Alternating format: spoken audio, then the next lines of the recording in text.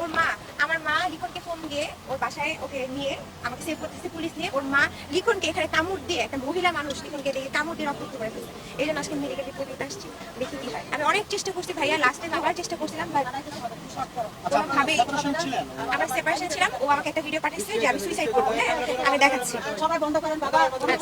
এই যে দেখেন, এটা হচ্ছে পিছনে টানে আমাকে বলছে যে সুইসাইড করবো যদি না আসো। বাকিটা আমি ইয়েতে যাবো। ছেলে তো বাসায় দিবে না।